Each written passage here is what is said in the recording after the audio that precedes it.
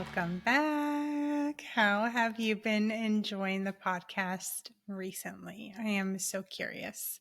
I received a comment from Cindy on the podcast episode titled Exploring the Depths of Defense Mechanisms, saying, quote, "Oh my God, Dr. Steph, you are literally the person I needed to meet a long time ago." That was all caps. "You know so much about what I've gone through, what I've been through, and literally everything you say I resonate with." End quote. So if you missed that episode that was released on March 19th, make sure that you check it out, because if you have an emotionally immature, narcissistic, or toxic mother, it is highly likely that this episode is going to be relevant for you, and that this is something that you will need to intentionally work to overcome.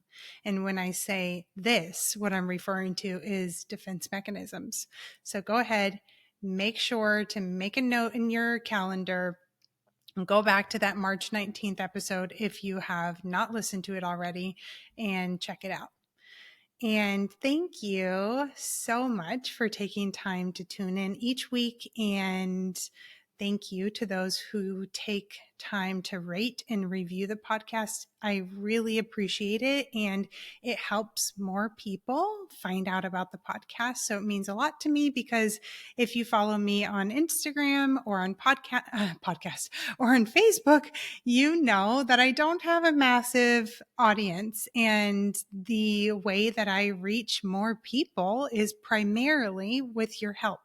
So I greatly appreciate you for that. Now, this week, I am going to take a left turn and I'm going to share a personal update. If you follow me on Instagram or on Facebook, you may know exactly what I'm talking about already. And if not, then I am excited to bring you up to speed. I'm just going to dive right in. On January 12th, 2024, I was sitting at my desk in my office, very much like I am right now, chatting with an acquaintance named Kelly on Zoom. And she shared with me that she had started working with an agency to find a surrogate to carry her baby, and that she started interviewing a potential surrogate. In that moment, these words flew out of my mouth so quickly. "I'll be your surrogate." And milliseconds before that, a thought swept through my mind, a really quick thought. "This is your third pregnancy." And yeah, so I said it to Kelly. I was like, "I'll be your surrogate." And later, Kelly shared with me that she thought I was kidding. And there was zero part of me that was kidding. Now, after doing years of inner work at this point, what has become more and more clear is that when I follow my intuition, everything flows and I feel at ease. That doesn't mean that life is always easy and that I never deal with things that feel challenging or difficult, or things that help me level up that I kind of struggle with. I definitely do. However, when I follow my intuition, I feel clear, and I know in my heart that this is the right path for me and this is what I'm supposed to do. So after telling her, "I'll be your surrogate," the next step was to get my husband, Ed, on board. Let's go ahead and rewind back to October 2021. At that time, my youngest was about 1.5 years, and I felt this pull to be a surrogate. Now, full transparency, I actually had this pull to be a surrogate even before I had kids, which is kind of odd, perhaps. And it's just something that I thought I would probably do. When I felt this pull again in October 2021, I brought it up to Ed, and he immediately shut down the idea. And over the next 2.5 years, what I did was I brought up being a surrogate to him a number of times. And it always seemed to land on deaf ears. Now, I felt some confusion about this because I just tend to listen to my intuition, like almost always, especially now. So I thought, like, why do I have this intuition if he's not supportive of it? And I thought, well, maybe we're supposed to have another baby, and that this feeling was more about that and not actually being a surrogate. So, full transparency, between October 2021 and December 2023, I flip flopped bringing up being a surrogate and having another baby to Ed, in which his response was always, no, thank you. I thought that was so cute. No, thank you. Rather than like getting upset or feeling annoyed that I kept bringing it up, he was just like, no, thank you, and moved on. Okay. Fall 2023. So we're fast forwarding a bit now. I was chatting with one of my clients about this, and she shared a perspective that was really helpful for me. So keep in mind, at this point, I was still going back and forth between being a surrogate and having another baby. And what she said to me, she said, fast forward 10 to 15 years from now, who is at your Thanksgiving table? And as I reflected on that and sat with it, what became clear to me was that there was not a third child for us. I wanted, part of me wanted, I was like, okay, well, if he's not supportive of surrogacy, then I want another baby because I feel like I'm supposed to be pregnant again and carry again. And so I need to have this third baby, not a baby 10 to 15 years from now, but I need to have this baby at the Thanksgiving table. But really, when I sat with it, there wasn't anybody there other than my two girls. Okay. So that brings us back to January 2024. I wanted to bring you up to speed because a couple people have messaged me and they're like, how did we get here? Where did this come from? Because I never mentioned surrogacy to anybody on Instagram. If people were in my life and my friends, then several of them had heard me talk about it before. Several of them, but it wasn't something that I brought up publicly, so it felt like it came out of left field. However, it didn't. It's been on my heart and on my mind for years now. Okay, so we're back in January 2024, and I get off that Zoom call with Kelly, and I immediately talk to Ed about being a surrogate for her and her husband. And that weekend, we ended up having several heart-to-heart conversations. And after those heart-to-hearts, he got on board, and now he is supportive. Completely supportive of the journey. And in fact, he's about to meet both of them, Kelly and her husband, this week. So we are super excited. Now, what I did was I started applying to the surrogacy agency that Kelly was already working with, and I let her know we were on board. And basically, the rest is history. I want to take a few minutes, though, to answer some questions that you have sent me personally on Instagram. And the first thing that I'll say is that surrogacy is a regulated process with tons of steps. And although sometimes I definitely find myself wishing that the timeline was more clear and more certain, the number of steps and the gates that you have to pass through for this process brings me a lot of comfort, because I know like carrying somebody's baby is not something that I take lightly at all. It's a big deal.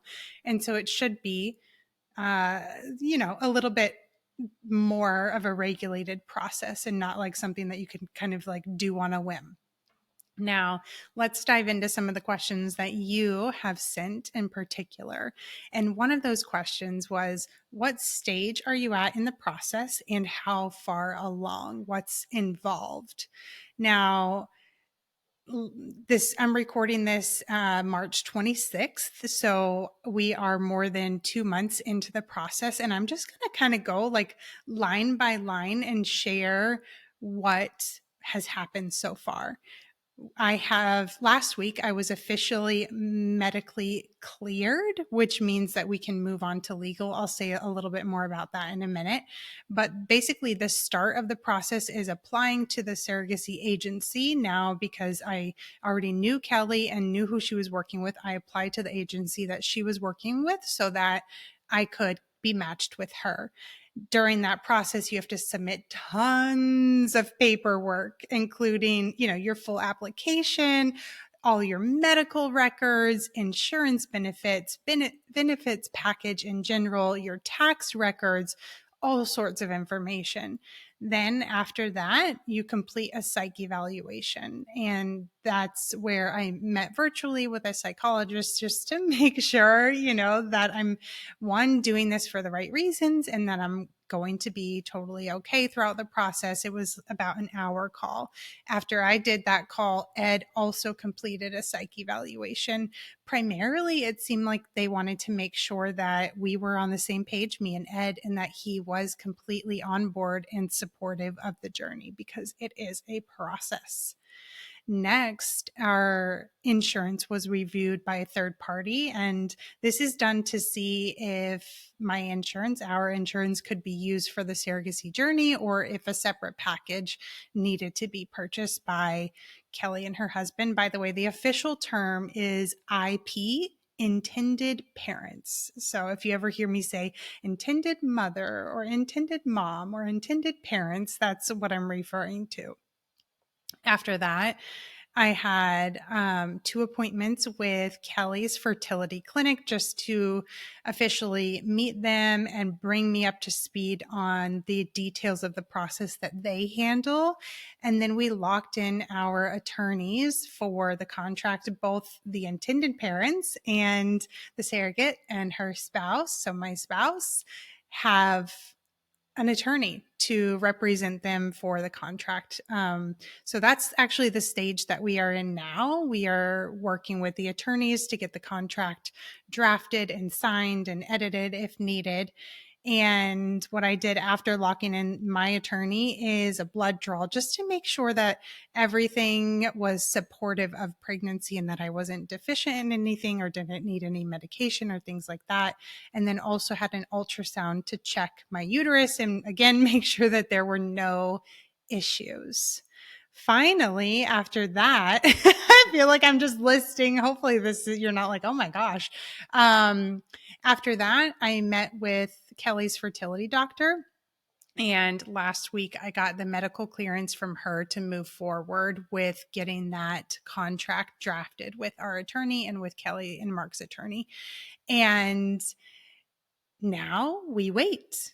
We're waiting throughout that process. And the next steps are to start medication for the cycle and do something called a mock transfer in after that. And then we will do the actual embryo transfer after that. And the timeline is a bit uncertain because there are multiple parties involved and there's really no way to know exactly how long things will take. There's no way to know if there's going to be any hiccups. And so we think that the embryo transfer will probably be this summer, probably in June, but we don't know for sure. So we'll see. And one other thing that I encountered, for instance, I said there can be some hiccups. So on my last blood draw, it showed that my TSH levels, although they are in normal range, this is your thyroid levels, they were not as low as the fertility clinic wanted for pregnancy. So I'm on thyroid medication right now and going to be doing another blood draw here soon to make sure that my numbers came down within that desired range. And if they didn't, then I would need some more time on the medication to make that happen. So it's just like all these different variables can impact timeline and how things go. So we'll see, but I'm hoping for June or July transfer of her embryo. Now, I want to share another question that came up, and it's about the girls. And I've actually received a couple questions like this. Do your girls know about this? And if they do, how do they feel? And they do know. And I would say that Annabella understands more than Sophie does. Annabella is older. And I followed the process. What I did is during the psych evaluation, I asked that psychologist, like, how do you recommend that I tell the girls about this? And basically she said, make it normal, like make it so that it's not a thing and it doesn't seem weird, and essentially just explain that um, Kelly can't have the baby in her belly. So what we're going to do is we're going to grow her baby in my belly, and it's not going to be your brother or sister. And then when I have the baby, we are going to give Kelly and her husband their baby back. And Annabella, like, she seems to totally get it. And Sophie, at one point, she was like, where's the baby? Because I was going to go see Kelly for lunch. And she's like, where is the baby here now? Did you see the baby? Asking questions like that. So I think she sort of gets it, but maybe not completely. Now, let's see. Another question that someone asked me is, why am I doing this? And if I'm nervous. And I've talked a bit about why I'm doing this, but honestly, like what it comes down to is this feels like part of the reason that I was put on this planet. It feels like part of what I'm supposed to do. And I am super excited. Full transparency, I did have a couple days where I got pretty scared. And I was like, okay, I felt like I didn't have control ultimately. And it's really due to like how medical this process is. So when I'm pregnant, I don't take any medication.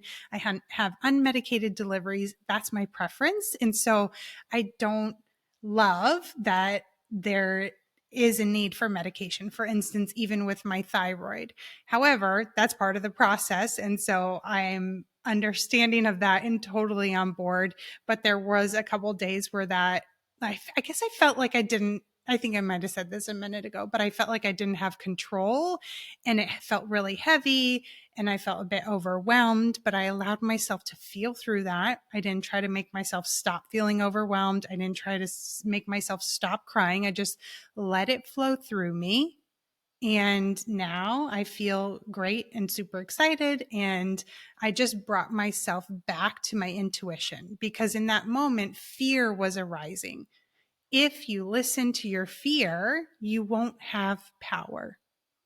So it's to notice the fear, to honor the fear, to believe the fear that it's there, and to bring yourself back to your intuition. And that's what I did with myself. I know intuitively this is part of what I've been put on this planet to do. There has been so many synchronicities between Kelly and I, and things that reaffirm that that is the case. That blows my mind. I'm going to give an example right now. For instance, I just had this feeling that something happened in Kelly's life October 2021. That's when I first brought up that I wanted to be a surrogate to Ed. So I asked her, I was like, hey, did anything happen in the fall of 2021 for you? And she said, well, in October, we decided on using a surrogate. This is October 2021. We decided on using a surrogate, and we had a couple phone calls and let our family know that that's what we were going to do. And to me, now some people might be like, oh, that's a coincidence. And to me, no, that's evidence. Like, in that moment that they decided was also the moment that it was strongly laid on my heart to do this thing. And I think that's pretty cool. There have been several things like that throughout this journey that Kelly said. She was like, if I told anyone all of this, like, no one would believe it. It's wild, and it feels so good and so affirming. So yeah, overall, I'm super excited for this journey. And I got to have lunch with Kelly a couple days ago. We ended up talking for 4.5 hours. At the end, Ed was like, hi, how's everything going? It was so wonderful. And right now, again, it looks like that embryo will be transferred this summer. But can I ask you a favor about that? Would you mind sending prayers and positive thoughts that everything will go smoothly? For instance, that my TSH levels will come down in the desired range, that contracting with the attorneys will go smoothly, and that the embryo transfer will go smoothly as well. I would greatly, greatly appreciate you for doing that. And if you're interested in hearing more about the journey, don't hesitate on reaching out to me. I'm happy to answer any questions on Instagram. And I do anticipate giving pretty frequent updates in my Instagram stories and my Facebook stories. And I think that I'll record a podcast update maybe, I don't know, maybe like once every 3 months, 4 months, maybe even as many as 6 months. I don't know, once every quarter or two, just to give you an update. Again, don't hesitate to reach out. Thank you for taking the time to tune in and to listen every single week. I appreciate you so much, and I hope you have a wonderful rest of your week.